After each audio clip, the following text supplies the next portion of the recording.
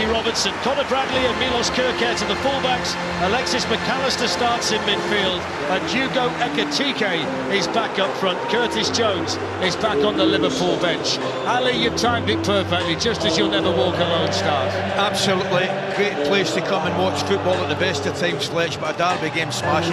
No, I'm not surprised he's left Isaac out, to be honest with you. I thought he might do that. Back for them today. It's the only change from the draw against Villa last week.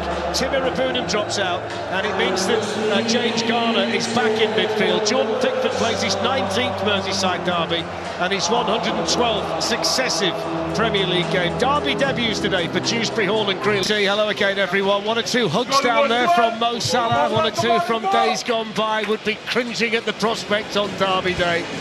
But for the first time this season, and for the 247th time in this long and storied, historic rivalry, Liverpool and Everton are walking out. 4 days after another heart-stopping win for Liverpool, the players ready for a game that really matters. Everton looking for a rare win in this stadium. Anfield has turned up the red heat for one of its big days.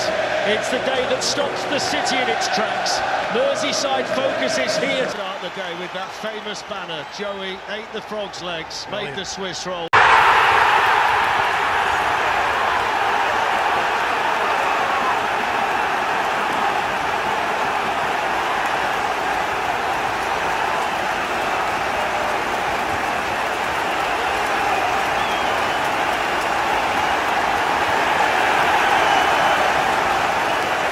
Liverpool's dramatic 2-1 victory over Everton in the Merseyside Derby should have been remembered purely for the Reds' resilience and attacking flair under new coach Arne Slot, but instead, the match has been overshadowed by one glaring controversy.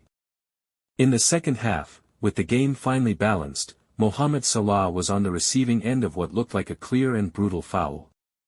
To the disbelief of players, fans, and pundits alike, VAR failed to intervene, leaving Liverpool supporters furious and sparking fresh debate about the integrity of officiating in the Premier League. The moment came when Salah surged into the Everton box, weaving past two defenders with his trademark control and quick feet. Just as he looked set to pull the trigger, he was brought crashing down by a heavy challenge that appeared reckless and clumsy. The referee waved play on, and VAR remained silent, despite immediate appeals from Salah and his teammates. The decision not to review the challenge left Anfield stunned. Replays showed Salah's leg being caught awkwardly, his balance completely taken away, and the challenge arriving with enough force to justify at least a penalty, if not further punishment for the defender involved. Yet, the VAR officials opted not to intervene, leaving Liverpool feeling robbed of what could have been a decisive moment much earlier in the match. Arne Slot, who has only recently taken the reins at Liverpool, was visibly frustrated on the sidelines. Known for his calm demeanor, the Dutch coach struggled to contain his anger after seeing Salah sprawled on the ground without justice. Post-match, Slot was careful in his words but made his displeasure clear. At this level, you expect the system to work. Mohamed is one of the most fouled players in Europe, and tonight, everyone saw it. If we cannot rely on VAR in moments like this, then something is wrong. For Liverpool fans, the outrage is understandable. While they walked away with all 3 points thanks to a late surge, the sense remains that their team had to work far harder than necessary.